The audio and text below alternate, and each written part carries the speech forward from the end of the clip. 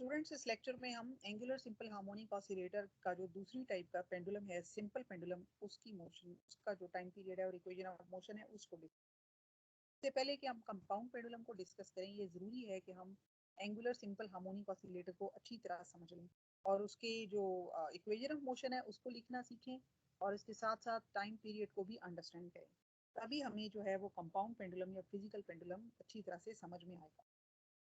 Simple pendulum आप बड़ी पिछली क्लासेस में इसे बड़े अच्छे तरीके से पढ़ चुकी हैं। इसको वो रिवाइज करने जा रहे हैं। सिंपल पेंडुलम की जो कंस्ट्रक्शन होती है, इसमें हमारे पास एक धागा होता है, एक स्ट्रिंग होता है जिसको हम कहते हैं कि ये फ्रिक्शनलेस है और इसके साथ साथ ये मैसलेस है, यानी इसके मैस को हम टोटली इग्नोर कर देते हैं। और उसके साथ एक बॉब है और जो जितना भी इस पेंडुलम का जो मैस है वो इस बॉब में कंसंट्रेटेड है। तो इसका मतलब है कि इसका जो सेंटर ऑफ मैस या सेंटर ऑफ ग्रेविटी है वो इस बॉब के अंदर है। ये इसका जो है पिवट पॉइंट है, यानी जहां से ये लटका हुआ है, पिवट पॉइंट। और ये जो मैस है, ये इसका जो है, ये जो बॉब है, ये वो पॉइंट है जिसे आप जहां से ये रोटेट कर रहे हैं, राइट। All right. और ये इसकी जो है वो लेंथ है। अब इसके अंदर टेंशन टी है, टेंशन टी है जो ऊपर की जानब है, और इसके अलावा इसके ऊपर फोर्स ऑफ ग्रेविटी एक्ट कर रही है। फिलहाल तो ये जब जब ये इक्विलिब्रियम में है या एट रेस्ट पे है, और ये जो पॉइंट है इसको हम मीन पोजीशन कहते हैं या इक्विलिब्रियम पोजीशन कहते हैं। तो ये अपने मीन पोजीशन पर जब है उस वक्त ये फोर्सेस एक दूसरे को कैंसिल कर रही हैं, और उस सूरत में हम ये कह सकते हैं कि यहाँ पर कोई भी मूवमेंट मौजूद नहीं है। अच्छा, the only force which is acting on it so far is the force of gravity, which is being balanced out by the tension T, which is in upward direction. अच्छा, अब हम क्या करते हैं कि हम इस पेंडुलम को डिस्प्लेस कर देते हैं, तो ये अपने सेंटर से हट जाएगा और इसके ऊपर एक्सटर्नल फोर्स हमने अप्लाई की, और उस एक्सटर्नल फोर्स ने, या आप कह सकते हैं कि टॉर्क हमने अप्लाई किया, और वो जो एक्सटर्नल फोर्स है, उस फोर्स ने इसको डिस्प्लेस करके इसके राइट साइड के ऊपर एक्सट्रीम पोजीशन पर ले आया। अच्छा, अब ये जो आप इसका इसके ऊपर जो सेंटर ऑफ इसके ऊपर जो, अब इसको हमने फ्री कर दिया। External force is no more acting on it, but the force which is acting on it is the restoring force. इसके अलावा रिस्टोरिंग फोर्स इसको वापस लेके आएगी मीन पोजीशन की तरफ। अच्छा, जो जो फोर्स फिजिकली इसके ऊपर एक्ट कर रही है, पहले तो वो कोई एक्सटर्नल फोर्स थी, हमारे हाथ की फोर्स थी, फर्ज किया। अब जो फोर्स है, जो फोर्स, वो वही रिस्टोरिंग फोर्स भी बनेगी। That is the force of gravity, यानी कि ये वाली फोर्स इसके ऊपर एक्ट कर रही है।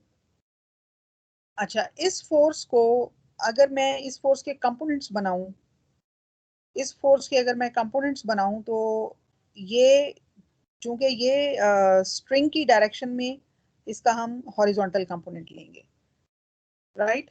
हम कहेंगे कि रेफरेंस पॉइंट स्ट्रिंग की डायरेक्शन में है, यानी कि थीटा जीरो हम स्ट्रिंग की पोजीशन से लेना शुरू करेंगे। तो उस सूरत में ये एफ जी कॉस थीटा कंपोनेंट होगा, और ये जो वापस इसको लेके आ रहा है, ये F G sine theta component है। F G sine theta component है, और ये एंगल है थीटा। साथ ही साथ ये राइट एंगल ट्राइंगल अगर मैं कंसिडर करूं, तो इसको हम कह सकते हैं कि ये डिस्टेंस है, we can call it S, right. ये जब अपनी एक्सट्रीम पोजीशन से, यानी कि पोजीशन ए से ये वापस जो है ये पोजीशन ओ की तरफ आ रहा है, और इस स्ट्रिंग की जो लेंथ है, स्ट्रिंग की जो लेंथ है, दैट इज एल। तो थीटा को हम एस ओवर एल के तौर पर रिप्रेजेंट कर सकते हैं, right. When S is the arc and t and l is the length, l is the radius, you can say, right. Okay, तो इस तरीके से हम ये कह सकते हैं कि F G sine theta component जो है वही रिस्टोरिंग फोर्स का कंपोनेंट है। अब हम इसकी इक्वेशन ऑफ मोशन डिजाइन करते हैं। तो अगर हम इसकी इक्वेशन ऑफ मोशन लिखें, तो इसके ऊपर जो टॉर्क है, टॉर्क एक्ट कर रहा है क्योंकि ये एंगुलर मोशन में है, तो इसका रोटेशनल एनालॉग हम लिखेंगे टॉर्क। और टॉर्क जो है वो उसकी आपको पता है कि एक और इक्वेशन भी होती है जिसको हम आर क्रॉस एफ कहते हैं, आर क्रॉस एफ कहते हैं। और ये आर परपेंडिकुलर है, यानी कि मोमेंट आर्म का परपेंडिकुलर, जो moment arm is perpendicularly acting to the force, right. तो इट मींस कि अब मोमेंट आर्म जो है ना इसका, ये अगर आप गौर करें तो जो मोमेंट आर्म है इसका, जो फोर्स है वो यहाँ पे एक्ट कर रही है, और ये पिवट पॉइंट के साथ है, जैसे दरवाजा होता है उसको आप रोटेट करें, और ये इसकी जो लेंथ है यही मोमेंट आर्म है, और यहाँ पर यानी कि जो फोर्स है वो यहाँ से इसको पुल करती हुई इधर लेके आ रही है। सो इट मीन्स के फोर्स जो है वो एफ जी साइन थीटा है, और मोमेंट आर्म जो है वो एल के बराबर है। सो हम इसको लिख सकते हैं L F G sine of theta. जबकि जो फोर्स ऑफ ग्रेविटी होती है वो बॉडी के वेट के बराबर होती है, तो ये बॉब के वेट के बराबर है, यानी कि एम जी के बराबर है। तो हम इस इक्वेशन को मॉडिफाई करके लिख सकते हैं, वी कैन राइट इट टॉ is equal to L M G sine of theta. इसके साथ साथ ये रिस्टोरिंग टॉर्क के बराबर भी है, यानी कि it is bringing it back, तो हम इसको माइनस साइन के साथ रिप्रेजेंट कर देंगे। अच्छा, फिर हम यहाँ पर एक अप्रोक्सीमेशन लेके आते हैं। हम ये कहते हैं कि एंगल इतना छोटा है कि साइन थीटा थीटा ही के बराबर है। इस इक्वेशन को हम थोड़ा सिंप्लीफाई कर लेते हैं, तो torque would be equal to minus L M G theta. अच्छा, इसके साथ साथ टॉर्क जो है, इसके साथ साथ टॉर्क जो है that is equal to, torque is equal to I alpha. तो ये हमने इक्वेशन ऑफ मोशन लिखी सिंपल पेंडुलम के लिए, और ये स्टैंडर्ड इक्वेशन ऑफ मोशन जो उसको रिप्रेजेंट करती है, उसको रिप्रेजेंट करती है। सो इट मीन्स के ये हम इन दोनों को इक्वेट कर सकते हैं। तो अगर हम इन दोनों को इक्वेट कर दें तो ये आ जाएगा minus L M G sine theta equal to I alpha. Okay, so यहाँ से हम एल्फा को, एंगुलर एक्सेलरेशन को डिफाइन कर सकते हैं, which is equal to minus M G L. याद रखिए कि ये साइन थीटा अब थीटा बन चुका है क्योंकि हमने इस पे अप्रोक्सीमेशन लगा दी है। So M G L theta over I. अच्छा, अब हम इक्वेशन ऑफ मोशन को एक और तरीके से रिप्रेजेंट करेंगे। इक्वेशन ऑफ मोशन जो है that is represented by, that is represented by I alpha I d square theta by dt square equal to minus mgl theta over I। और हम इनको रीअरेंज कर लेते हैं, तो that would be D square theta by D T square plus M G L theta over आई।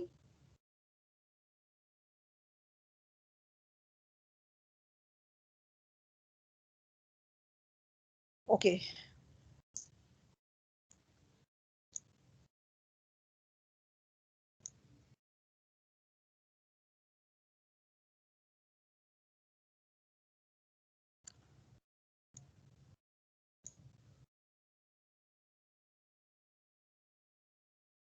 यहाँ पर हमने एक छोटी सी मॉडिफिकेशन करनी है, और वो ये है कि जब हम आई अल्फा, यहीं पर हम इसको पहले we can write it like this I, और ये जो D square theta by D T square है इसकी जगह हम ये लिख लेते हैं minus M G L theta over I. तो ये जो इक्वेशन ऑफ मोशन है ये हमारी सिर्फ minus M G L theta में कन्वर्ट हो जाएगी, तो इट मीन्स के हम यहाँ पर इसको दोबारा से रीअरेंज करते हैं।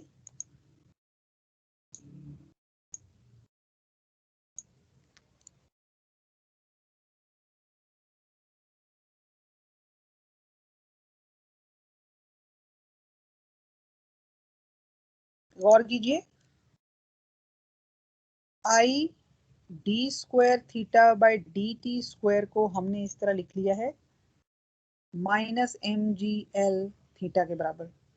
दोनों आपस में बराबर हैं, तो ये दोबारा इनको इक्वेट किया है, और इक्वेट करके अब हम इक्वेशन ऑफ मोशन लिखते हैं सिंपल हार्मोनिक ऑसिलेटर के लिए, angular simple harmonic oscillator for simple pendulum case, और यही आगे फिजिकल पेंडुलम के लिए भी वैलिड होगा या कंपाउंड पेंडुलम के लिए भी वैलिड होगा। तो रीअरेंज किया इसको, it would be like this, M G L theta बराबर आ गया 0 के। Again rearranging second order differential equation, M G second order differential equation ये इसलिए है कि इसमें डबल डेरिवेटिव यूज हो रहा है, highest degree of derivative is double derivative. तो इसको जब भी किसी इक्वेशन में डबल डेरिवेटिव आ जाए तो हम सेकेंड ऑर्डर डिफरेंशियल इक्वेशन उसे कहते हैं, और ये डिफरेंशियल डेरिवेटिव गिवन है इसलिए हम इसको डिफरेंशियल इक्वेशन कह रहे हैं। M G L theta equal to 0। अब ये बात बहुत पहले हम बार बार डिस्कस कर चुके हैं कि एंगुलर एक्सेलरेशन जो होती है वो इसके बराबर भी होती है, और इसके साथ ही साथ वो मैग्नीट्यूड वाइज, माइनस साइन नहीं लगा रही, मैग्नीट्यूड वाइज वो इसके बराबर भी होती है। तो अगर मैं कंपेयर करूं तो ये राइट साइड टर्म तो थीटा ही है, लेफ्ट साइड टर्म टर्म जो है वो इसके बराबर है। तो इसका मतलब ये हुआ कि जो ओमेगा स्क्वायर की जो वैल्यू है वो M G L over I के बराबर है, कॉरस्पॉन्डिंगली ओमेगा की वैल्यू क्या होगी, वो M G L over I के बराबर होगी। और टाइम पीरियड क्या होगा, that would be 2 pi by omega, और ये 2 पाई आई ऊपर आ जाएगा और एम जी एल नीचे आ जाएगा। तो सिंपल पेंडुलम केस के लिए आई जो होता है वो बिल्कुल आम वैल्यू होती है, एम एल स्क्वायर के बराबर होती है। Moment of inertia, L is the length of the centre of mass from the pivotal point, तो सेंटर ऑफ मास बॉब में है और पिवट पॉइंट से उसकी जो टोटल लेंथ है वो एल है। तो उस सूरत में जो टाइम पीरियड बनेगा वो क्या होगा, that would be equal to M L square over M G L. तो ये आ जाएगा 2 पाई एल ओवर जी। तो जो सिंपल पेंडुलम का टाइम पीरियड होता है वो ये होता है, लेकिन याद रखिए कि टॉर्शन पेंडुलम के अलावा जो बाकी दोनों पेंडुलम है, जिनमें सिंपल पेंडुलम जो कि एक फर्जी केस है, क्योंकि सिंपल पेंडुलम को हम फिजिकल या रियलिस्टिक पेंडुलम नहीं कह सकते, उसकी रीजन ये है कि हमने उसमें स्ट्रिंग का जो मैस है उसको हमने इग्नोर कर दिया हुआ है, जो कि प्रैक्टिकली ऐसा पॉसिबल नहीं है। तो ये जो सिंपल पेंडुलम है और कंपाउंड पेंडुलम है, इन दोनों के केस में जो टाइम पीरियड की फाइनल वैल्यू होगी वो इक्वेशन ए से रिप्रेजेंट होगी। और जब हम सिंपल पेंडुलम कंपाउंड पेंडुलम को डिस्कस करेंगे तो वहां हम डायरेक्ट इस टाइम पीरियड को लिखेंगे।